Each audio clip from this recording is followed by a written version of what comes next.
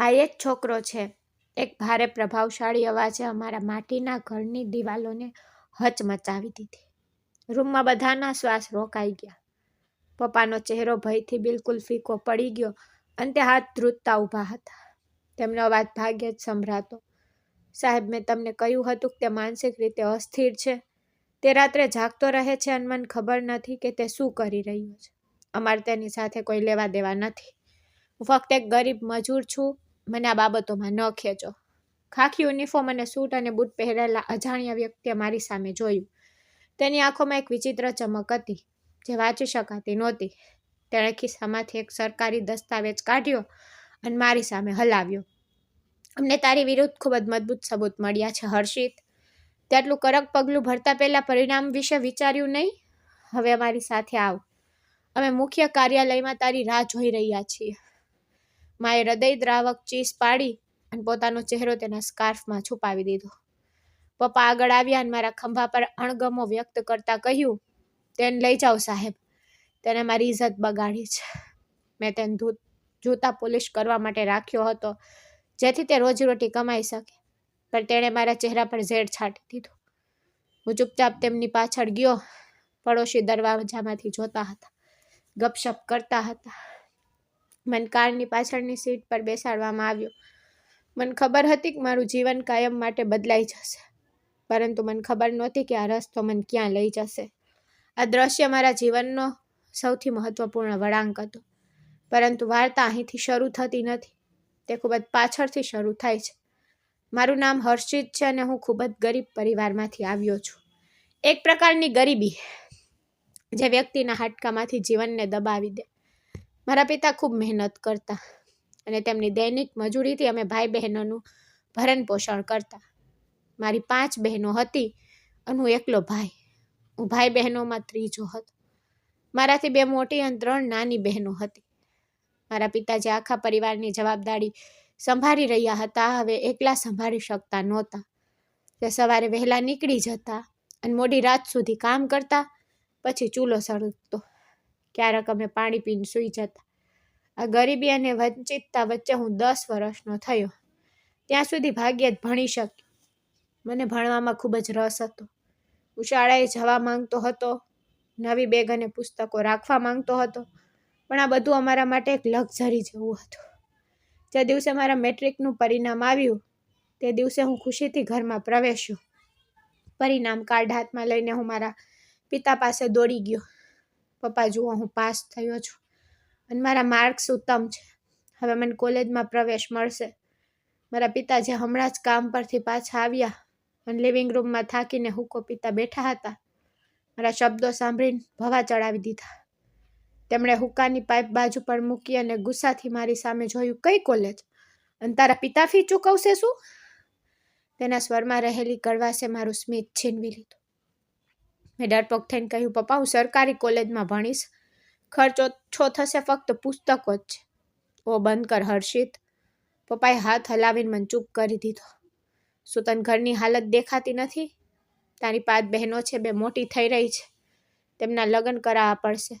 શું મારે દહેજ બનાવવું જોઈએ કે પછી તને રાજકુમારીની જેમ શિક્ષિત કરવું જોઈએ? તે અત્યાર સુધી શિક્ષણ કર્યું અને બસ હવે તારે મને મદદ કરવી પડશે. મારી આંખોમાં આંસુ આવી ગયા. પણ પપ્પા, આ મારો જુસ્સો છે. હું કંઈક બનવા માંગુ છું. જો હું મોટો માણસ બનીશ તો મારી બધી સમસ્યાઓ હલ કરીશ. પપ્પા હસ્યા. મોટો માણસ? આપણે ગરીબ લોકો છીએ. આપણા સપના આપણી સ્થિતિ પ્રમાણે હોવા જોઈએ. કાલથી તું મારી સાથે નહીં જાય. મેં બજારમાં રવિ મોચી સાથે વાત કરી છે. કાલથી તું તેની દુકાનમાં બેસીને જૂતાનું સમારકામ શીખીશ. આ શબ્દો મારા માટે બોમ્બ વિસ્ફોટ જેવા હતા. મોચી તારું અધિકારી બનવાનું સ્વપ્ન જોઈ રહ્યો હતો. પપ્પા, હું મોચી નહીં બનું. હું ભણીશ. પહેલી વાર મેં પપ્પા સામે ધીમા અવાજે બોલવાની હિંમત કરી. આ ક્ષણે પપ્પાએ મારા જૂતા કાઢીને મને માર્યું. જૂતા સીધા મારા ચહેરા પર વાગ્યા. તું તારા પપ્પા સામે બકવાસ કરે છે? અહીં ખાવા માટે કંઈ નથી અને તું ઓફિસર બનવા માંગે છે? કાલે સવારે શાંતિથી રવિની દુકાને પહોંચી જા. નહીંતર આ ઘરમાં તારા માટે કોઈ જગ્યા નથી અને તને ખાવા માટે એક ટુકડો પણ નહીં મળે. મારા રસોડાના દરવાજા પાસે ઊભી રહીને ચૂપચાપ આંસુ વહાવી રહી હતી. તે કંઈ બોલી શકી નહીં, કારણ કે પપ્પાના ગુસ્સા સામે બોલવું એ આગમાં કૂદી પડવા જેવું હતું. મેં પરિણામ કાર્ડ મારી છાતી પર પકડી રાખ્યું અને રડતા રડતા એક ખૂણામાં પાછળ હટી ગયો. બીજા દિવસે સવારે સૂર્ય ઉગ્યો. મને આશા નહીં પણ નિરાશા આપી. મારા પિતા મને બળજબરીથી પોતાની સાથે લઈ ગયા. બજારની ગંદી સાંકડી શેરીઓમાંથી પસાર થતા અમે એક નાની જૂની દુકાનની સામે રોકાયા. આ વિસ્તારમાં ચામડાની તીવ્ર દુર્ગંધ ફેલાઈ ગઈ હતી. એક આધેડ વયનો માણસ તેના ફાટેલા કપડાં અને શાયથી રંગાયેલા જૂતા રિપેર કરી રહ્યો હતો. રવિભાઈ અમારો દીકરો હર્ષિત છે. મારા પિતાએ તેને મારા વિશે કહ્યું. આજથી તે તમારી સંભાળમાં છે. તેનું મન તેના અભ્યાસથી બરબાદ થઈ ગયું છે. કૃપા કરીને તેને કોઈ કૌશલ્ય શીખવો જેથી તે આજીવિકા કમાઈ શકે. રવિ સાહેબે માથું ઊંચું કર્યું, મારી તરફ જોયું અને સ્મિત કર્યું. તેના દાંત તાંબા જેવા પીળા. આવ દીકરા, બેસ, ચિંતા ન કર. હું તને એવો કારીગર બનાવીશ કે લોકો તારા હાથથી સીવવાની પ્રશંસા કરશે. તું અધિકારી તરીકે શું કરશે? ખરી કમાણી કૌશલ્યમાં રહેલી છે. ભારે હૃદય મેં ત્યાં પડેલું એક નાનું બોક્સ ઉપાડ્યું. મારી સામે જૂના તૂટેલા જૂતાનો ઢગલો હતો. અમારું નસીબ હતું. મારા શાળાના મિત્રો કોલેજ જતા અને હું અહીં લોકોના પગની ધૂળના જૂતા રિપેર કરતો. પહેલો દિવસ મારા માટે નરક હતો. સોય મારા નાજુક હાથને ચોંટી જતી. હું દોરો ખેંચતી વખતે મારી આંગળીઓ કાપી નાખતો. રવિ સાહેબ મને ઠપકો આપતા, મને ચેતવણી આપતા, સાવધાન, આ સોય છે, પેન નથી. કાળજીપૂર્વક સંભાળવાની જરૂર છે. તેનો સખ્ત ઉપયોગ કર. રવિ સાહેબનો અવાજ મારા કાનમાં ગૂંજતો. જ્યારે હું સાંજે ઘરે પાછો ફર્યો ત્યારે મારી આંગળીઓ સૂજી ગઈ હતી અને મારા કપડામાંથી વિચિત્ર ગંધ આવતી હતી. પપ્પાએ મારા ખિસ્સા તપાસ્યા કે મને કંઈ મળ્યું છે કે નહીં. ના પપ્પા, તેણે કહ્યું, હું હજુ શીખી રહ્યો છું. નોકરી મળશે ત્યારે મને મારો પગાર મળશે. મેં નીચી આંખો સાથે જવાબ આપ્યો. પપ્પાએ અણગમતો ચહેરો બનાવ્યો. ઠીક છે, જો તું ઝડપથી શીખી જશે તો પૈસા કમાઈ શકશે. સાવધાન. જો અભ્યાસનો ઉલ્લેખ પણ કર્યો તો તરત જ ટેરેસ પર ગયો. અંધારું હતું અને આકાશમાં તારાઓ ચમકી રહ્યા હતા. મેં આકાશ તરફ જોયું અને ભગવાનને કહ્યું કે હે ભગવાન, શું આ બૂટ બનાવવા માટે જ જન્મ્યો છું? શું મારા સપના ક્યારેય સાકાર નહીં થાય? મારી અંદરનો આનંદ હજુ મરી ગયો નહોતો. તે ઓફિસર બનવા માંગતો છોકરો જે શેરીમાં રમી રહ્યો હતો, બધાને કહેતો હતો કે હું ઓફિસર બનીશ, એ મારી અંદર ચીસો પાડી રહ્યો હતો. ત્યાં બેસીને મેં નક્કી કર્યું કે હું હાર નહીં માનું. જો મારા પિતા મને શાળાએ જવા ન દે તો પછી હું મારો રસ્તો જાતે બનાવીશ. થોડા દિવસો આ રીતે પસાર થયા. હું દરરોજ દુકાને જતો, આખો દિવસ જૂતા સાફ કરતો, ગાળો સાંભળતો અને રાત્રે થાકીને સૂઈ જતો. પણ મારા મનમાં એક યોજના બની રહી હતી. એક દિવસ એક સ્કૂલનો છોકરો તેના જૂતા સીવવા દુકાન પર આવ્યો. તેના હાથમાં એક અંગ્રેજી પુસ્તક હતી. મેં ઉત્સુકતાથી પુસ્તક તરફ જોયું. ભાઈ, શું તમે મને થોડી વાર માટે આ પુસ્તક બતાવશો? મેં ડરપોકથી પૂછ્યું. છોકરાએ પહેલાં તો વિચિત્ર રીતે મારી સામે જોયું. મારા ફાટેલા કપડાં જોયા અને મને પુસ્તક આપ્યું. જ્યારે મેં તે ખોલ્યું ત્યારે શબ્દો મારી આંખો સામે નાચતા રહ્યા. મને લાગ્યું કે હું મારી પોતાની દુનિયામાં પાછો આવી ગયો છું. પછી રવિ સાહેબનો જોરદાર અવાજ આવ્યો. અરે હર્ષિત, તારા કામ પર ધ્યાન કેન્દ્રિત કર. તે હજુ પણ પુસ્તકો વાંચવાનો પ્રેમ ગુમાવ્યો નથી. તું ગ્રાહકોનો સમય બિનજરૂરી રીતે બગાડી રહ્યો છે. આ સાંભળીને મેં ઝડપથી પુસ્તક પાછું આપ્યું. જૂતા સીવવાનું શરૂ કર્યું. પરંતુ તે દિવસે મને સમજાયું કે મારે શું કરવાનું છે. મેં સંજોગોમાં હાર ન માનવાનો નિર્ણય લીધો. આ જૂતાની દુકાન મારા લક્ષ્ય સ્થાન નથી. તે ફક્ત એક રોકાણ છે. છત પર તારાઓ હેઠળ તે રાત્રે મેં જે નિર્ણય લીધો હતો તેનાથી મારામાં એક નવી ભાવના ફેલાઈ ગઈ. બીજા દિવસે હું સામાન્ય કરતાં થોડો વહેલો દુકાન પર પહોંચ્યો. દુકાન બંધ હતી અને રવિ સાહેબ તેને ખોલી રહ્યા હતા. હું આગળ વધ્યો. તેના હાથમાંથી તાળું લીધું અને શટર ઊંચું કર્યું. રવિ સાહેબે આશ્ચર્યથી મારી સામે જોયું અને કહ્યું, વાહ હર્ષિત, તું આજે ખૂબ જ ઉર્જાવાન લાગે છે. ગઈકાલે તું ખૂબ જ ઉદાસ હતો, જાણે કોઈએ તને બેસવા માટે મજબૂર કર્યો હોય. આજે સવારે દુકાનમાં હાજર છે, બધું બરાબર છે? સફાઈ કરતી વખતે મેં સાવરણી હાથમાં લીધી અને હિંમત ભેગી કરીને કહ્યું કે મારે તમારી સાથે કંઈક મહત્વપૂર્ણ વાત કરવી છે. તે પહેલેથી જ તેની સીટ પર બેઠા હતા અને સાધનો બરાબર રાખી રહ્યા હતા. તેને કહ્યું કે શું વાત છે, શું તને કોઈ રજાની જરૂર છે? તું હમણાં જ તો આવ્યો છે. હું તેની પાસે ગયો અને ધીમા અવાજે કહ્યું, ના, મને કોઈ રજાની જરૂર નથી. હકીકત એ છે કે હું ઈચ્છું છું જો હું દુકાનના સમય પછી અથવા બપોરના ભોજન દરમિયાન પણ 1 કલાક વધારાનું કામ કરું તો શું તમે મને આ કામ માટે થોડા વધારાના પૈસા આપશો? રવિ સાહેબનો હાથ થંભી ગયો. તેણે મારી સામે જોરથી જોયું. કેમ? તારા પિતા દરરોજ સાંજે આવે છે અને તારા દૈનિક વેતનનો 1 રૂપિયો મારી પાસેથી વસૂલ કરે છે. તને વધારાના પૈસાની કેમ જરૂર છે? શું તું કંઈ ખોટું કરી રહ્યો છે? શું તું પીવા લાગ્યો છે? આ સાંભળીને મારું હૃદય ધડક્યું. હું તેને સત્ય કહી શક્યો નહીં, કારણ કે જો તેને ખબર પડે કે હું મારા અભ્યાસ માટે પૈસા બચાવી રહ્યો છું તો તે મારા પિતાને કહી શકે છે. મેં ઝડપથી માથું હલાવ્યું. ના ના, બિલકુલ નહીં. હું થોડા પૈસા બચાવવા માંગુ છું, જેથી હું ક્યારેક કંઈક ખાઈ પી શકું જે મને જોઈતું હોય અથવા ઘરની કોઈ પણ જરૂરિયાતો પૂરી કરી શકું. મને મારા પિતા પાસેથી તે માંગવામાં ડર લાગે છે. તે થોડી વાર ચૂપ રહ્યા. પછી તેણે એક જૂનું જૂતું ઉપાડ્યું અને તેના પર ગુંદર લગાવીને કહ્યું, જો હર્ષિત, મારે તારા પિતા સાથે કોઈ લેવા દેવા નથી. જો તું મારા માટે વધુ કામ કરે તો તે મારા ફાયદા માટે છે. હું તને જૂતા માટે વધારાનો પગાર આપીશ, પણ યાદ રાખ, આ વાત આપણી વચ્ચે રહેશે. જો તારા પિતા આવીને મારી સાથે દલીલ કરે તો હું સ્પષ્ટ કહીશ કે મેં તને કંઈ આપ્યું નથી. મારા ચહેરા પર એક મોટું સ્મિત ફેલાઈ ગયું. આભાર, ચિંતા ન કરો. હું પપ્પાને ખબર પણ નહીં પડવા દઉં. તે દિવસથી મારા જીવનનો એક નવો અને મુશ્કેલ તબક્કો શરૂ થયો. મેં આખો દિવસ મશીનની જેમ કામ કર્યું. સાંજે પપ્પા દુકાન પર આવતા. તેમનો ચહેરો હંમેશની જેમ કડક રહેતો. તે રવિ સાહેબને પૂછતા, રવિ, આજે તેણે કેટલા પૈસા કમાયા? તે મારી તરફ બાજુમાં જોતા અને તે જ રકમ પપ્પાના હાથમાં મૂકતા. આ ભાઈ, આજે તેને કમાણી લઈ લો. છોકરો ખૂબ મહેનત કરી રહ્યો છે. હવે પૈસા લેતા પપ્પા મારી તરફ ફરીને કહેતા, ચાલો ઘરે જઈએ. આપણે સીધા ઘરે જવું છે. આપણે અહીં ત્યાં ભટકવાની જરૂર નથી. મેં માથું નમાવ્યું અને તેમની પાછળ ગયો. મારા ખિસ્સામાં છુપાયેલા તે થોડા સિક્કા દુનિયાની સૌથી મોટી સંપત્તિ જેવા લાગતા હતા. અમારા પોતાના પિતા પાસેથી મારી ચોરી હતી, પણ આ ચોરી મારા ભવિષ્યના ભલા માટે હતી. થોડા અઠવાડિયાની મહેનત પછી મેં કચરાના વેપારી પાસે જવા માટે પૂરતા પૈસા બચાવ્યા હતા.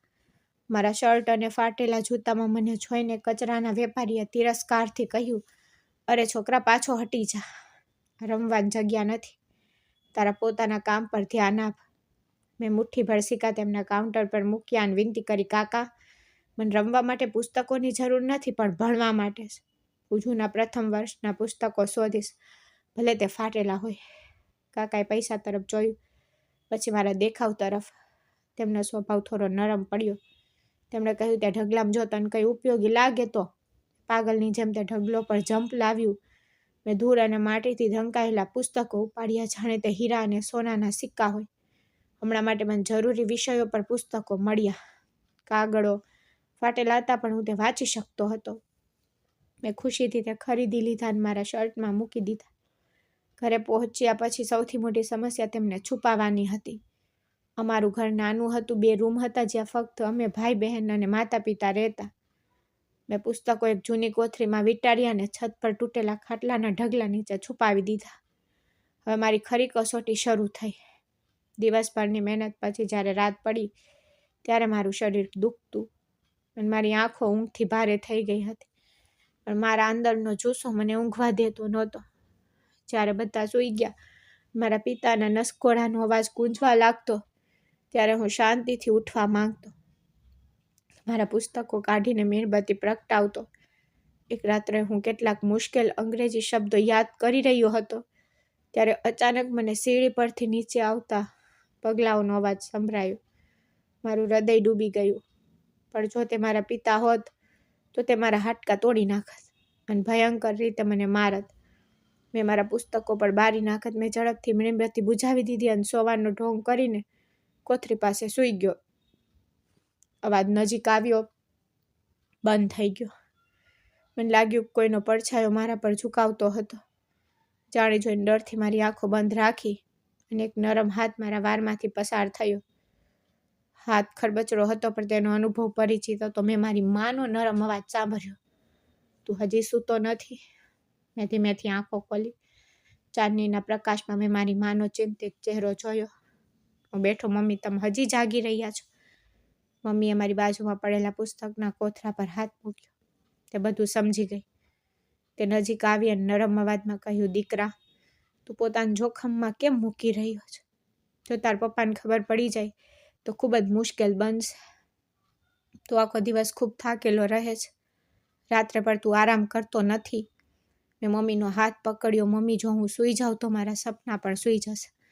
મને ભણવા દો. હું વચન આપું છું કે પપ્પાને ખબર નહીં પડે.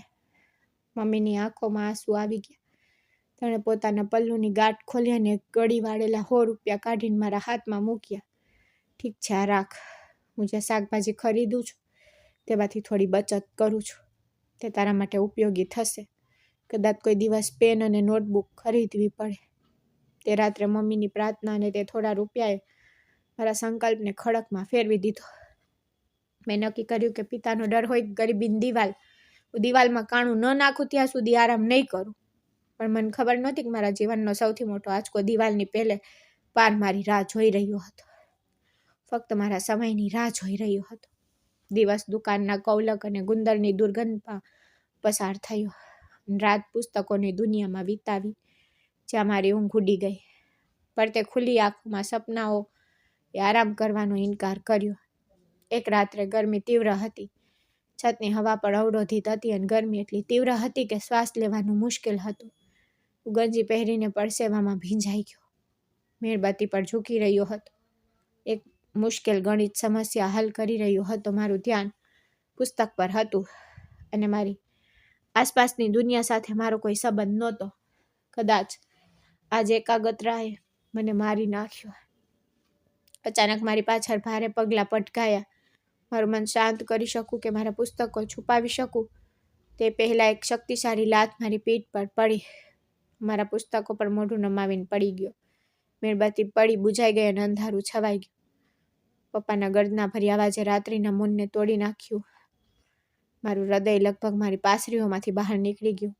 ધ્રુજતા હાથે મીણબત્તીને ફરીથી પ્રગટાવવા માટે દિવાસળી શોધી. પ્રકાશ પાછો આવતાની સાથે જ મેં પપ્પાને ત્યાં ગુસ્સાથી ભરેલા જોયા. તેમની આંખો અંગારાની જેમ સળગી રહી હતી. મેં તને કહ્યું હતું કે નહીં? મેં તને આ નકામી વસ્તુઓ છોડી દેવાનું કહ્યું હતું ને? પપ્પાએ નીચે ઝૂકીને પુસ્તક ઉપાડ્યું અને તેને જમીન પર જોરથી ફેંકી દીધું. જૂના પાના વેરવિખેર થઈ ગયા. પપ્પા, હું ફક્ત ભણતો હતો. મારો શું વાંક છે? હું રડ્યો. મારું કામ કરું છું. હું તમને તમારો પૂરો પગાર પણ લાવું છું. તો પછી તમને મારા ભણવામાં કેમ વાંધો છે? સમસ્યા એ છે કે તારું મન પાગલ થઈ રહ્યું છે. પપ્પાએ મારો શર્ટ કોલરથી પકડીને મને ઊભો કર્યો. તો શું તું આ પુસ્તક વાંચીને અધિકારી બનશે? શું તે તારી હાલત જોઈ છે? તું મોચીનો દીકરો છે. જો તે તારા કામ પર આટલું ધ્યાન આપ્યું હોત તો આજે તું બમણા પૈસા કમાતો હોત. પણ ના, તું રાજકુમાર બનવા માંગે છે. ઉતાવળ છે ને? ના પપ્પા, મારા સપના મારા આખા જીવનને લોકોના ઘસાઈ ગયેલા જૂતા સુધારવામાં વિતાવાનું નથી. મેં પપ્પાની આંખોમાં સીધી નજર નાખી અને પહેલી વાર તેમની સાથે વાત કરી. હું અધિકારી બનવા માંગુ છું. આ ગરીબીમાંથી બચવા માંગુ છું. પપ્પાએ મને ચહેરા પર જોરથી થપ્પડ મારી. મારા કાન વાગી રહ્યા હતા. તે શું કહી રહ્યો છે તે સાંભળ. પપ્પા હસ્યા અને મમ્મીને બૂમ પાડી.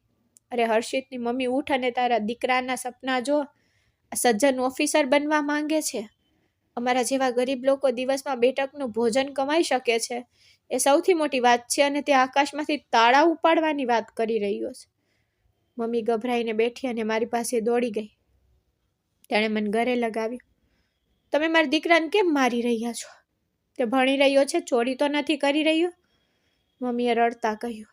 પપ્પાએ વેરવિખેર પુસ્તકોને નફરતથી લાત મારી. આ ભણવાનું નથી, આ બગાડ છે. તે કામ પર ધ્યાન કેન્દ્રિત કરી શકતો નથી કારણ કે પુસ્તકો તેના મનમાં ખૂબ જ ઘર કરી ગયા છે. સાંભળ હર્ષિત, આ તારી છેલ્લી ચેતવણી. કાલ સવારે તું બધો કચરો ભેગો કરી કચરાના વેપારીને વેચી દે. મને ઘરમાં એક પણ કાગળ દેખાશે નહીં. અને જો તું ફરી ભણવાનો ઉલ્લેખ કરશે તો હું તને દુકાનમાંથી લઈ જઈશ અને તને ઘરમાંથી કાઢી મૂકીશ. આટલું કહીને પપ્પા ગુસ્સાથી પગ થપથપાવીને નીચે ગયા. ટેરેસ પર ફરી એકવાર શાંતિ થવાઈ ગઈ. પણ આ શાંતિ ખૂબ જ ભારે હતી. મારા પુસ્તકોમાંથી કાગળો ઉપાડ્યા જે ફ્લોર પર પથરાયેલા હતા. મારી આંખોમાંથી વહી રહેલા આંસુઓએ મારા જીવનને બદલી શકે તેવા શબ્દોને ઝાંખા કરી દીધા. મમ્મી મારી બાજુમાં બેઠી અને મારા માથાને પ્રેમથી સ્પર્શ કર્યું. તેનું હૃદય પર ભારે હતું. હું ઈચ્છું છું દીકરા, હું તારા સપના પૂરા કરી શકું. માનો અવાજ આંસુમાં ભળી ગયો. હું લાચાર છું. તારા પિતાને ડર છે કે તું ભણ્યો હોવા છતાં તું બેરોજગાર થઈ જઈશ. જૂતા સીવી પણ નહીં શકે. તે ગભરાઈ ગયા છે દીકરા. મેં મારી મા તરફ જોયો અને સ્મિત કરવાનો પ્રયાસ કર્યો. મારા પિતાના થપ્પડના નિશાન મારા ગાલ પર સળગી રહ્યા હતા, પણ મારા અંદરની આગ તેનાથી પણ વધુ મજબૂત હતી. મમ્મી, હું ચોક્કસ તમારા સપના પૂરા કરીશ. એ તમને મારું વચન છે. બસ કોઈક રીતે મારા પિતાને સમજાવી લો કે મને ભણતા રોકે નહીં. હું તેમને ફરિયાદ કરવાનો મોકો નહીં આપું. હું દુકાનમાં વધુ મહેનત કરીશ. હું રાત્રે ઊંઘીશ નહીં, પણ મારા પુસ્તકો મારી પાસેથી છીનવી લે નહીં. માએ મને ગળે લગાવ્યું. તારા પિતાનું કામ વાત કરવાનું છે. તેમને બોલવા દે. તું ભણતો રે, ભગવાન તને ખૂબ સફળ બનાવે. હું તેમનું ધ્યાન રાખીશ. બસ તારા પુસ્તકો વેચતો ને. મારી માના શબ્દોએ મારો તૂટેલો ઉત્સાહ પાછો મેળવ્યો. તે રાત્રે મને ઊંઘ ન આવી, પણ સવારની રાહ જોતો રહ્યો. મેં નક્કી કર્યું હતું કે હું ક્યારે મારા પિતાની સામે ભણીશ નહીં, પણ મેં ભણવાનું બંધ ન કર્યું. બીજા દિવસે મેં મારા પુસ્તકો કોથરામાંથી કાઢીને દુકાનમાં લઈ જવાનું નક્કી કર્યું. દુકાનની છત પર ફેંકી દેવાયેલા ચામડાને સંગ્રહવા માટે વપરાતી એક જૂની લાકડાની પેટી હતી. મને લાગ્યું કે તે મારા પુસ્તકો માટે સારી જગ્યા હશે. સવારે જ્યારે હું મારા ખંભા પર કોથરો લઈને જઈ રહ્યો હતો, ત્યારે મારા પિતાએ મારી સામે જોયો. તું આ કચરો ક્યાં લઈ જઈ રહ્યો છે? મેં ગળે લગાવ્યો. હૃદય ભંગ થયું અને ખોટું બોલ્યો. હું તેને કચરાના વેપારી પાસે લઈ જઈ રહ્યો છું. પપ્પા, તમે મને તે વેચવાનું કહ્યું હતું. હું તેને વેચવા જઈ રહ્યો છું. મારા પિતાના ચહેરા પર એક હઠીલું સ્મિત દેખાયું. શાબાશ, હવે તું આવ્યો ને લાઈન પર. જા તેને વેચ અને તને જે પૈસા મળે તેનો ઉપયોગ ઘર માટે શાકભાજી ખરીદવા માટે કર. એકવાર અધિકારીનું ભૂત ચાલ્યું જાય ને પછી તે ગુજરાન ચલાવતા શીખી જશે. ભારે પગલાં સાથે ઘરની બહાર નીકળ્યો. મારા પિતાને જૂઠું બોલવાના વિચારથી મારું હૃદય ધબકતું હતું, પરંતુ સત્ય કહેવાની કિંમત એક સારી કાલ ગુમાવવાની હતી. કચરાના વેપારીની દુકાન તરફ જવાને બદલે હું સીધો રવિ સાહેબની દુકાન તરફ વળ્યો. રસ્તામાં લોકો મને વિચિત્ર રીતે જોતા હતા. કદાચ પાડોશીઓ રાતનો ધમાલ અને મારા પિતાની ચીસો સાંભળી ગયા હશે. કેટલાક છોકરાઓ, મારા બાળપણના મિત્રો, શેરીના ખૂણા પર ઊભા હતા. તેઓ મને જોઈને હસવા લાગ્યા. જો અધિકારી જઈ રહ્યા છે, એકે બૂમ પાડી. મેં સાંભળ્યું કે ગઈકાલે રાત્રે અધિકારીને મારવામાં આવ્યો હતો. કેમ, કમિશનર બની ગયો? મેં માથું નમાવ્યું અને શાંતિથી મારા રસ્તે આગળ વધ્યો. દુકાન પર પહોંચીને મેં ઝડપથી પુસ્તકો લાકડાના બોક્સમાં છુપાવી દીધા અને તેને જૂના ચામડાના ટુકડાથી ઢાંકી દીધા. હવે મારા જીવનનું નવું શેડ્યુલ શરૂ થવાનું હતું. દિવસ દરમિયાન ગુપ્ત રીતે અભ્યાસ કરવો અને રાત્રે મારા મગજમાં તેને સુધારવું મુશ્કેલ હતું. ખૂબ મુશ્કેલ, પર અશક્ય નહીં. મેં હમણાં જ દુકાન ખોલી ત્યારે એક સરકારી વાહન મારી સામે આવ્યું. સૂટ અને બૂટ પહેરેલો એક માણસ તેમાંથી બહાર નીકળ્યો. તેમના વ્યક્તિત્વમાં એક વિચિત્ર વાતાવરણ હતું. રવિ સાહેબ ઝડપથી ઊભા થયા. હા સાહેબ, જેમ તમારી ઈચ્છા. તેમણે હાથ જોડી દીધા. અધિકારીએ મારી તરફ જોયું. ખૂણામાં બેઠો બેઠો જૂતા સાફ કરી રહ્યો હતો. તેની આંખોમાં એક પ્રશ્ન હતો. આ છોકરો કોણ છે? અધિકારીએ મને ઇશારો કર્યો. આ હર્ષિત છે સાહેબ, હું તેને કામ શીખવી રહ્યો છું. તેણે જવાબ આપ્યો. અધિકારી પાસે આવ્યા અને મારી આંખોમાં જોઈને નીચે ઝૂકી ગયા. દીકરા, તું જે છે જેણે મેટ્રિકમાં આખા બોર્ડમાં ટોપ કર્યું છે ને? શાળામાં મુખ્ય શિક્ષક કહી રહ્યો હતો. અધિકારીના શબ્દો સાંભળીને મારા હાથમાંથી જૂતા પડી ગયા. મારું હૃદય ધબકતું હતું. મને લાગ્યું કે બહાર બધા સાંભળશે. મેં ડરથી આસપાસ જોયું. સદનસીબે તે સમયે દુકાનમાં કોઈ ગ્રાહક નહોતા અને શેરી એટલી ઘોંઘાટવાળી હતી કે બીજા કોઈએ વાતચીત સાંભળી નહીં. રવિ સાહેબ દૂરથી મોં ખોલીને ઊભા હતા, મારી તરફ અને પછી અધિકારી તરફ જોઈ રહ્યા હતા. હું ઝડપથી મારી જગ્યાએથી ઊભો થયો અને મારા હાથ જોડીને અધિકારી પાસે ગયો. સાહેબ, ભગવાન માટે ધીમેથી બોલો. જો મારા પિતા કે પડોશમાં કોઈ સાંભળશે તો ખૂબ ખરાબ લાગશે. હું તમને નમન કરું છું. કોઈને ના કહો કે મેં કોઈ પદ પ્રાપ્ત કર્યું છે કે હું અભ્યાસ કરું છું. મારી પર પ્રતિક્રિયાથી અધિકારી સદબદ થઈ ગયા. તે કદાચ અપેક્ષા રાખતા હતા કે હું ખુશીથી કૂદીશ અથવા ઇનામની માંગ કરીશ, પણ અહીં હું મારી સફળતાને ગુનાની જેમ છુપાવી રહ્યો હતો. પણ દીકરા, ઉજવણી કરવા જેવી વાત છે. ખાનગી પરીક્ષા આપીને તે ટોચની શાળાઓના વિદ્યાર્થીઓને પણ પાછળ છોડી દીધા. તો અખબારોમાં હોવો જોઈએ. અધિકારીએ ધીમેથી કહ્યું, ના સાહેબ, જો આ રહસ્ય રહે ને તો વધુ ખુશ છું. મારા પિતાને ભણવાનું પસંદ નથી. મારા પિતા ભણવાનું પસંદ નથી કરતા. તેમને લાગે છે કે આ બધું બકવાસ છે. તો તેમને ખબર પડશે કે હું હજુ પણ ગુપ્ત રીતે ભણી રહ્યો છું તો તેઓ મારા પુસ્તકો બાળી નાખશે, મને કાઢી મૂકશે. તમને વિનંતી કરું છું કે તમે આ બધું શાંત કરો. અધિકારીએ ઊંડો શ્વાસ લીધો અને મારી આંખોમાં છુપાયેલી લાચારી વાંચી. તેમણે મારા ખંભા પર હાથ મૂક્યો અને કહ્યું, તું એક વિચિત્ર છોકરો છે હર્ષિત. લોકો પોતાની સફળતા વિશે બડાઈ મારે છે, પણ તું છુપાવી રહ્યો છે. જો તું ઈચ્છે છે તો હું ચૂપ રહીશ, પણ યાદ રાખ, તું એક હીરો છે અને હીરો કોલસાની ખાણમાં પણ છુપાઈ શકતો નથી. અધિકારી ચાલ્યો ગયો, પણ જતાં જતાં મારામાં એક નવી આશા જાગી. મને વિશ્વાસ થયો કે મારો રસ્તો સાચો છે. રવિ સાહેબે મારી સામે જોયું અને પૂછ્યું, શું થયું? તે શું કહી રહ્યો હતો? મેં ઝડપથી સમજી લીધું તે કંઈ નહોતું. તે પૂછી રહ્યા હતા કે નજીકમાં કોઈ વપરાયેલી પુસ્તકોની દુકાન છે કે નહીં. હું ફક્ત તેને તે કહી રહ્યો હતો. રવિ સાહેબ ખંભા ઊંચા કરીને કામ પર પાછા ફર્યા. તે દિવસ પછી મારો જુસ્સો વધુ મજબૂત બન્યો. ઇન્ટરમીડિયેટ પછી મેં મારી BA પુસ્તકો એક કચરાના વેપારી પાસેથી એ જ રીતે ખરીદ્યા. મારો ગુપ્ત અભ્યાસ ચાલુ રાખ્યો. સમય પસાર થતો ગયો. દિવસો મહિનામાં બદલાતા ગયા અને મહિનાઓ વર્ષોમાં. મારું જીવન 2 ભાગમાં વહેંચાયેલું હતું. દિવસના પ્રકાશમાં ચામડીનો મોચી, રાતના અંધારામાં શિક્ષણ માટે તરસતો વિદ્યાર્થી. અમારા ઘરમાં વીજળી ન હોવાથી હું રાત્રે મીણબત્તીના પ્રકાશમાં અભ્યાસ કરતો. ઉનાળાની રાત્રે જ્યારે બધા ટેરેસ પર સૂતા ત્યારે હું ભરાયેલા તાપમાં નીચે બેસીને અભ્યાસ કરતો. પ્રકાશ ન જવા દેવાનો પ્રયાસ કરતો, પરંતુ ક્યારેક જ્યારે હું થાકી જતો ત્યારે હું તે પુસ્તક મારા માથા પર મૂકતો અને સૂઈ જતો. એક રાત્રે હંમેશની જેમ હું અભ્યાસ કરી રહ્યો હતો ત્યારે એક મીણબત્તી પડી ગઈ. શર્ટના ખૂણામાં આગ લાગી. ઉતાવળે માથું ઊંચું કર્યું અને ઝડપથી જ્યોત ઓલવી નાખી. પણ ઉતાવળમાં ખુરશી પડી હોવાનો અવાજ આવ્યો. મારા પિતા જાગી ગયા. તેઓ નીચે આવ્યા બડબડાટ કરતા. નીચે કોણ છે? ચોર છે? મેં ઝડપથી પુસ્તકો છુપાવી દીધા અને સૂઈ ગયો.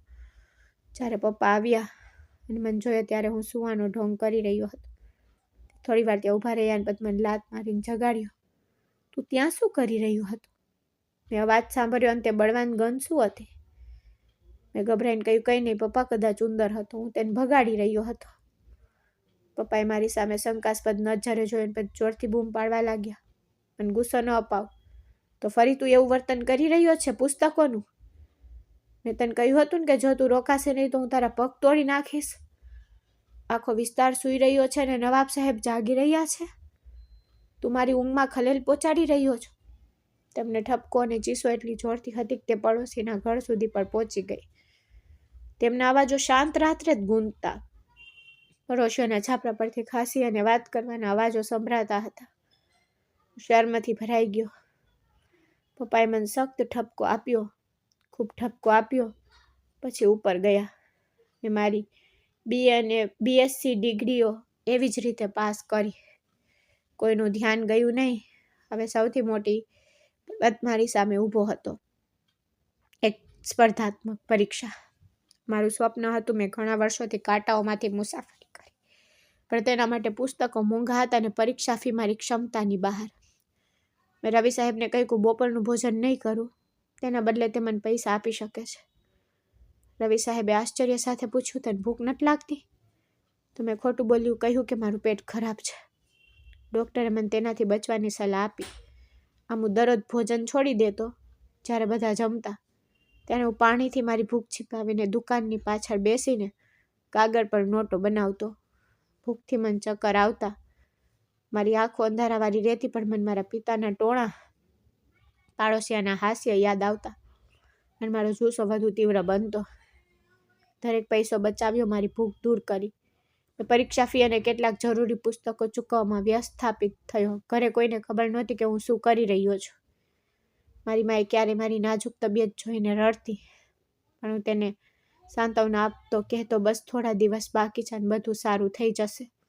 મેં મારું ફોર્મ સબમિટ કર્યું અને હવે મારા જીવનની સૌથી મોટી કસોટી શરૂ થવાની હતી. સૌથી મોટો પડકાર એ હતો કે પરીક્ષાના સમયગાળા દરમિયાન દુકાનમાંથી રજા કેવી રીતે લેવી.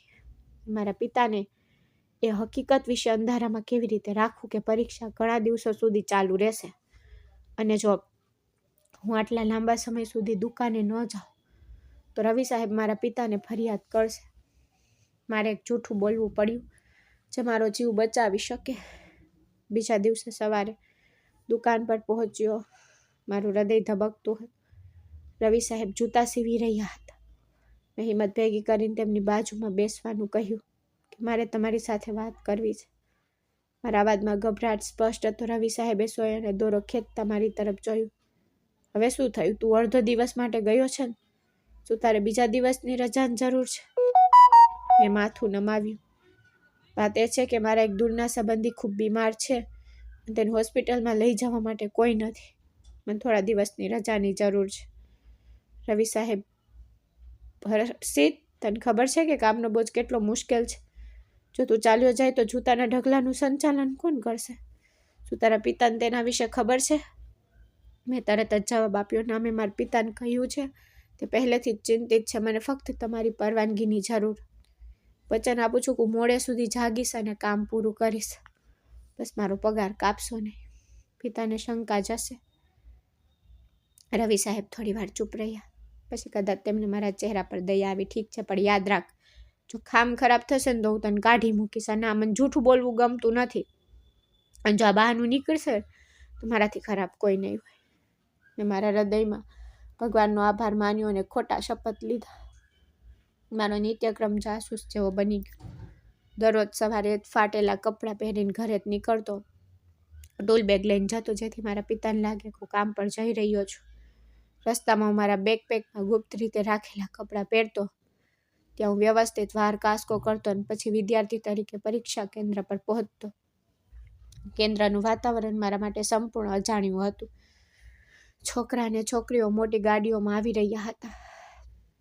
બધા મોટી પુસ્તકો અને નોટો લઈને તેમના કપડાં તેમના અમીર પરિવારોના દેખાડતા. મારા સાદા કપડામાં મને ત્યાં અજાણ્યા જેવું લાગ્યું. જેમ હું બેઠો અને સુગંધિત ઉમેદવારો મારી આસપાસ ભેગા થયા તો મને મારા હાથ પર ગુંદરની ગંધ આવી. મારા હાથ ઝડપથી ટેબલ નીચે છુપાવી દીધા. મારા નખ પર લાગેલી શાહીએ મારી સાચી ઓળખ છતી કરી. કાગળ સામે આવતા જ મારો બધો ડર ગાયબ થઈ ગયો. એ પ્રશ્નો હતા જે મેં રાતો ભૂખે મળતા અભ્યાસમાં વિતાવ્યા. મારી કલમ ફરવા લાગી અને તેને કોઈ રોકી શકતું નહોતું. મારી પાસે ગુમાવવા માટે કંઈ નહોતું, પણ આખી દુનિયા મેળવવાની હતી. મારા હાથ દુખવા લાગ્યા છતાં પણ હું લખતો રહ્યો. પણ હું અટક્યો નહીં. મને ખબર હતી કે આ 3 કલાક મારા જીવનના 3 વર્ષ નક્કી કરશે. પાછા ફરવાની યાત્રા વધુ ખતરનાક હશે. સેન્ટર છોડતાની સાથે હું શૌચાલય તરફ દોડી જતો. મારા ગંદા કપડાં પહેરી લેતો. હાથ પર થોડો રંગ ઘસતો જેથી એવું લાગે કે મેં કામ પૂરું કર્યું છે. દુકાન તરફ જતો. રવિ સાહેબ મને મોઢો જોતા બડબડાટ કરતા પણ પત્તે શાંતિથી કામ પર પાછા ફરતા. એક દિવસ હું પરીક્ષામાંથી પાછો ફરી રહ્યો હતો ત્યારે મારા પિતા અચાનક શેરીના ખૂણા પર દેખાયા. મારો શ્વાસ બંધ થઈ ગયો. મેં કપડાં પણ બદલ્યા નહોતા અને હજુ પણ પુસ્તકોની થેલી લઈને જતો હતો. જો તે મને આવી ગડબડમાં જોતા તો તે મને ઠપકો આપત. વીજળીની જેમ ઝડપથી દિવાલની પાછળ છુપાઈ ગયો. તે પોતાના વિચારોમાં ખોવાઈ જતા હતા. સદનસીબે તેણે મને જોયો નહોતો. હું દિવાલ સાથે ઝૂકીને જોરથી ધ્રુજતો હતો. ચોર અને પોલીસનો આ ખેલ મને પરેશાન કરી રહ્યો હતો. પરીક્ષાના દિવસો પૂરા થઈ ગયા હતા. મારું છેલ્લું પેપર આપ્યા પછી હું હોલમાંથી બહાર નીકળ્યો ત્યારે મને એક વિચિત્ર અસ્વસ્થતાનો અનુભવ થઈ રહ્યો હતો. મને ખબર નહોતી કે પરિણામ શું આવશે, પરંતુ મને રાહત થઈ કે મેં મારા શ્રેષ્ઠ પ્રયાસ કર્યા છે. મારું ભાગ્ય, ભગવાન અને તે નોટબુક પર છોડી દીધું. ફરી એ જ જૂનું જીવન શરૂ થયું. સવારથી સાંજ સુધી જૂતા સીવવાનું, લોકો તરફથી દુર્વ્યવહાર સહન કરવાનું અને રાત્રે મારા પિતા દ્વારા ઠપકો મેળવવો. પરંતુ હવે મારામાં આશાની એક ચિંગારી સળગી રહી હતી. ફક્ત પરિણામની રાહ જોઈ રહ્યો હતો. દરમિયાન ઘરની પરિસ્થિતિ વધુ ખરાબ થઈ રહી હતી. મોંઘવારી વધી રહી હતી અને પપિયાની તબિયત બગડી રહી. તે ઘણીવાર કામ પરથી વહેલા ઘરે આવતા. એક દિવસ જ્યારે હું દુકાનેથી ઘરે પાછો ફર્યો ત્યારે પપ્પા ખાટલા પર સૂતા હતા. તેમણે મને બોલાવીને કહ્યું, હર્ષિત, અહીં બેસ. પપ્પાનો અવાજ નબળો હતો. હું ડરી ગયો અને તેને પગ પાસે બેઠો. દીકરા, હું વૃદ્ધ થઈ રહ્યો છું. હવે આટલી મહેનત કરી શકતો નથી. તારી બહેનના લગ્નની ચિંતા પણ મને કોરી ખાય છે. પપ્પાએ આશાભરી નજરે મારી તરફ જોયું. હવે તારે આ ઘરનો બોજ ઉપાડવો પડશે. તારું હૃદય કામમાં લગાવ. રવિ સાહેબ કહી રહ્યા હતા કે તું આળસુ બની ગયો છે. તું દિવસો માટે ગયો છે. જો તું આમ જ ચાલુ રાખશે તો આપણે ભૂખ્યા રહીશું. એવું લાગ્યું કે મારા હૃદયમાં છરી ભોકાઈ ગઈ છે. પપ્પાની લાચારી અને મારી વાસ્તવિકતા વચ્ચેનું યુદ્ધે જોર પકડ્યું. મેં પપ્પાનો હાથ પકડીને કહ્યું, પપ્પા, ચિંતા ન કરો. હું બધું સંભાળી લઈશ. હું તમને નિરાશ નહીં કરું. પપ્પાએ મારો હાથ હલાવ્યો. વાત કરવાથી પેટ નથી ભરાતું. મને બતાવ કે તું કેટલું ખુશ છે. મને ડર છે કે તું તે પુસ્તકોથી તારું જીવન બરબાદ કરી શકે છે. યાદ રાખજો, તું મને દગો આપે તો હું તને ક્યારેય માફ નહીં કરું. પપ્પાના શબ્દો મારા કાનમાં પીગળેલા કાચની જેમ ગૂંજતા હતા. મેં તેને દગો આપ્યો હતો. મેં તેને ખોટું બોલ્યું હતું, પણ હું આ બધું તેના કલ્યાણ માટે તો કરી રહ્યો હતો. પણ જો હું નાપાસ થયો તો એ વિચાર મને બરબાદ કરી નાખતો. પણ જો હું નાપાસ થયો તો હું ખરેખર પિતાનો ગુનેગાર બનીશ. પરિણામો આવવામાં જો સમય બાકી હતો અને પરીક્ષા કરતાં પણ વધુ મુશ્કેલ હતી. મારા માટે પસાર થતો દરેક દિવસ મુશ્કેલ હતો. હું દરેક પ્રાર્થના કરતો, વિચારતો કે શું કોઈ મોચીનો દીકરો ખરેખર અધિકારી બનશે, કે શું આ ફક્ત પુસ્તકમાં લખેલી વાત છે, વાસ્તવિકતામાં નહીં. ભાગ્ય મારી સામે ખુલ્લું મોં રાખીને ઊભું હતું અને હું ત્યાં લાચાર ઊભો હતો. પછી તે દિવસ આવ્યો જ્યારે પરીક્ષાનું પરિણામ જાહેર થવાનું હતું. દુકાન પર બેઠો પણ મારા હાથ ધ્રુજી રહ્યા હતા. મેં પેટમાં દુખાવાનો ઢોંગ કર્યો અને નજીકના ઇન્ટરનેટ કાફે તરફ દોડી ગયો. ત્યાંના છોકરાએ મારો રોલ નંબર દાખલ કર્યો. સ્ક્રીન પર એક યાદી દેખાઈ. મેં મારો શ્વાસ રોકી રાખ્યો અને મેં યાદીમાં મારું નામ શોધ્યું. મારું નામ તેજસ્વી રીતે ચમકી રહ્યું હતું. હું પાસ થઈ ગયો હતો. મારા આનંદનો કોઈ પાર નહોતો, પણ હું ચીસો પણ ન પાડી શક્યો. ચૂપચાપ ભગવાનનો આભાર માન્યો અને દુકાન પર પાછો ફર્યો. રવિ સાહેબે પૂછ્યું, શું થયું? મેં કહ્યું કે મેં હમણાં જ દવા લીધી છે ને તો સારું લાગે છે. તે સાંજે જ્યારે હું ઘરે આવ્યો ત્યારે મને મારા પિતાના પગ પડી કહેવાનું મન થયું કે હું પહેલો માઇલસ્ટોન પાર કરી ચૂક્યો છું. તેમની હાલત જોઈને મેં મારી જાતને રોકી લીધી. તેઓ ખાંસી ખાતા બેઠા હતા અને તેમના ચહેરા પર તેમની તકલીફ સ્પષ્ટ દેખાતી હતી. મારા પિતાએ મને જોતા જ કહ્યું, હર્ષિત, આજે મારી પાસે કરિયાણા માટે પૈસા નથી. પણ રવિવારે મારે રવિ સાહેબ પાસેથી થોડા ઉધાર લેવા જોઈએ. ઘરમાં લોટ ખતમ થઈ ગયો છે.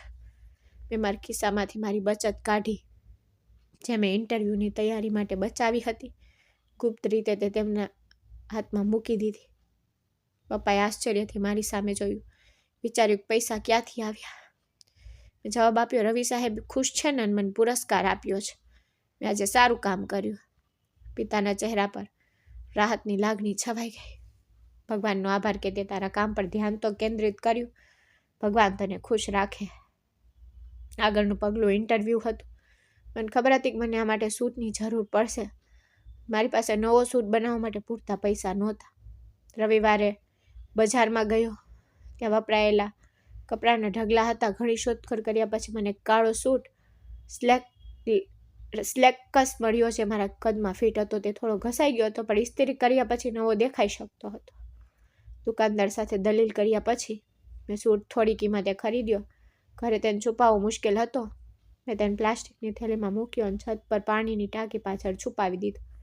તે રાત્રે જ્યારે બધા સૂઈ ગયા ત્યારે મેં તેને બહાર કાઢ્યો. તે મારા શરીર પર થોડો ઢીલો હતો, પરંતુ મેં સોયાનો દોરો લીધો અને તેને મારા પોતાના કદમાં ગોઠવ્યો. મોચી હોવાથી મને સીવવાનો ફાયદો થયો.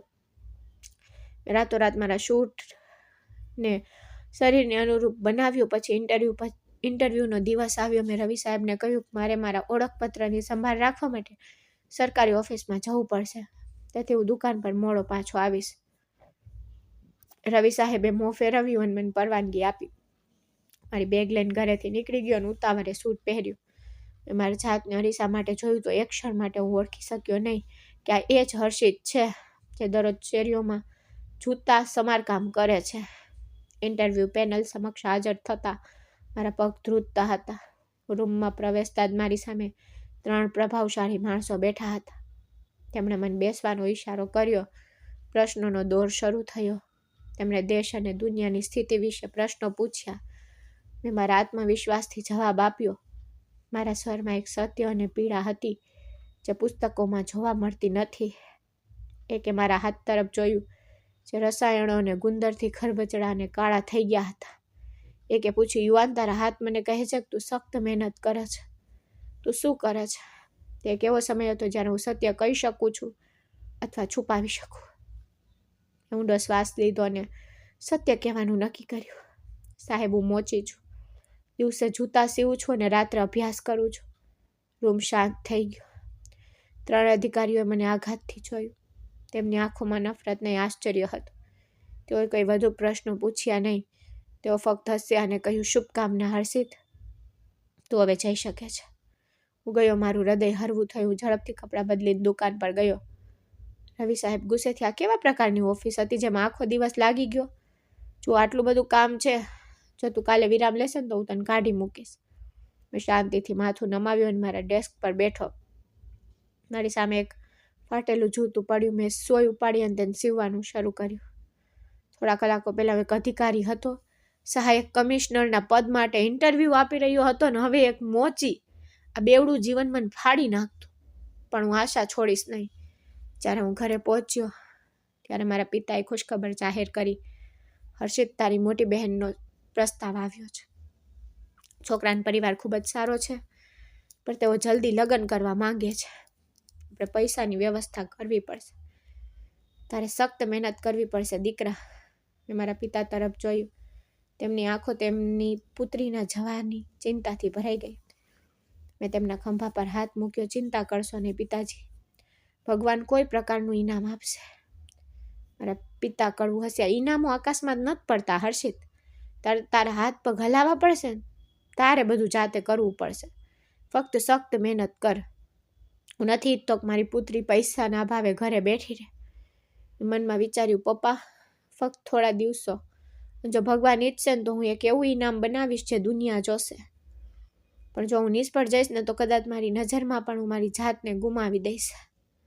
પરિણામ જાહેર થવાના થોડા દિવસો બાકી હતા. મૃત્યુ કરતાં પણ વધુ પીડાદાયક. દરેક ક્ષણ એવું લાગતું કોઈ આવીને મને જાગવાનું કહેશે. હર્ષિત, તે ફક્ત એક સ્વપ્ન હતું.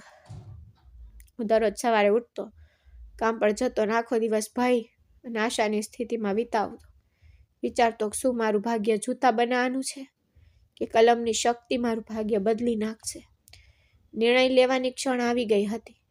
આજે દિવસ હતો જાણે હું ઘણી રાતોથી રાહ જોતો અને ડરતો અને તે મને જાગૃત રાખતો. મારા ઇન્ટરવ્યૂના પરિણામો જાહેર થવાના હતા. સવારે ઉઠતાની સાથે જ મારું હૃદય ડૂબી ગયું. હંમેશની જેમ મેં મારા સામાન્ય સફેદ કપડાં પહેર્યા, મારી ટૂલ પકડી અને દુકાન તરફ પ્રયાણ કર્યું. રસ્તામાં મારું હૃદય ધબકતું હતું. મારું ભાગ્ય જોવા માટે સાયબર કાફે દોડી જવા માંગતો હતો, પણ મારા ખિસ્સા સંપૂર્ણપણે ખાલી હતા. રવિ સાહેબ હવે મને પૈસા પણ આપતા નહોતા. દુકાને પહોંચીને મેં હિંમત ભેગી કરી રવિ સાહેબ પાસે ગયો. મેં તેને પૂછ્યું કે શું 1 કલાક વહેલો નીકળી શકું છું? મારે તાત્કાલિક કામ કરવાનું હતું. તેણે મારી સામે કડક નજરે જોયું. જવાબ આપ્યો, આજે નહીં હર્ષિત, તને ખબર નથી કેટલું કામ બાકી છે. બોસનો ઓર્ડર આજ સુધીમાં કોઈ પણ કિંમતે પહોંચાડવો પડશે. જો તું આજે રજા માંગશે તો તારે કાલે આવવાની જરૂર નથી. શાંતિથી બેસ અને કામ પૂરી કરી નાખ. મેં ચૂપચાપ માથું નમાવ્યું. મારી પાસે કોઈ વિકલ્પ નહોતો. મેં પગરખાં ઉપાડ્યા અને કામ પર પાછો ફર્યો. મારું શરીર દુકાનમાં હતું પણ મારી આત્મા ક્યાંક બીજે. પસાર થતી દરેક ક્ષણ ધબકતી હતી. તે વિચિત્ર લાગ્યું, પણ મારા હાથ ધ્રુજતા હતા. વિચારતા હતા કે શું પસાર થઈ ગયો કે શું મારી બધી મહેનત વ્યર્થ ગઈ?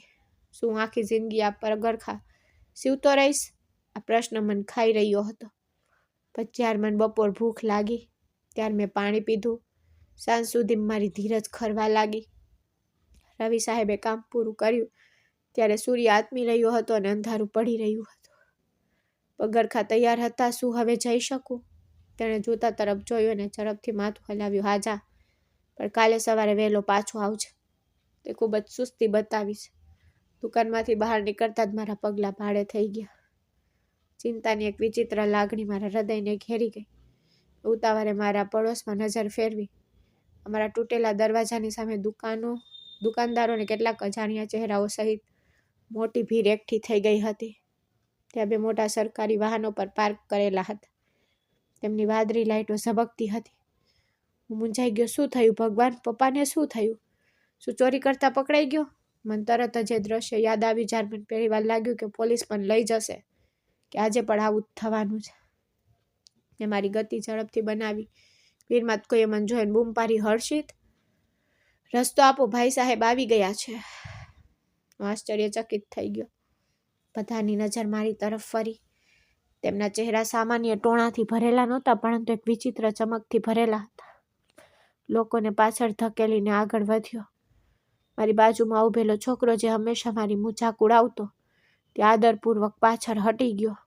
રસ્તો આપ્યો, અંદર જા. તારા પિતા તારી રાહ જોઈ રહ્યા છે, તેમણે કહ્યું. ધ્રુજતો લિવિંગ રૂમમાં પ્રવેશ્યો. મારા પિતા મારી સામે ઊભા હતા. તેમની બાજુમાં એક સરકારી અધિકારી ઊભા હતા, જેમણે મારો ઇન્ટરવ્યૂ લીધો. તેમણે મીઠાઈનો ડબલો પકડ્યો હતો. તેમની આંખોમાંથી આંસુ વહી રહ્યા હતા. મને ડર હતો કે મારા પિતા ગુસ્સે થશે, પણ પછી અધિકારીએ હસીને મોટેથી કહ્યું, અંદર આવો હર્ષિત સાહેબ, અમે તમારી જ રાહ જોઈ રહ્યા હતા. હું તમને પકડવા નથી આવ્યો, પણ તમને કહેવા આવ્યો છું કે તમે તમારું પ્રથમ સ્થાન પ્રાપ્ત કર્યું છે. અભિનંદન, આસિસ્ટન્ટ કમિશનર. મારા પિતા ધ્રુજતા પગલાઓ સાથે આગળ વધ્યા અને મને જોરથી ગળે લગાવી દીધો. તેમની છાતીમાંથી નીકળતી ચીસો મારા હૃદયને વીંધી ગઈ. મારા સિંહ જેવા દીકરા, તે મને ગર્વ અપાવ્યો. હવે તે ક્યારેય ઝૂકશે નહીં. મારા પિતાનો અવાજ આંસુઓથી ભરાઈ ગયો. મને માફ કર હર્ષિત, તું મૂર્ખ હતો. મને લાગ્યું કે તું મારો સમય અને પૈસા બગાડી રહ્યો છે. મેં તને નકામી વાતોમાં ફસાવ્યો, પણ તું આકાશને સ્પર્શવા માટે હતો.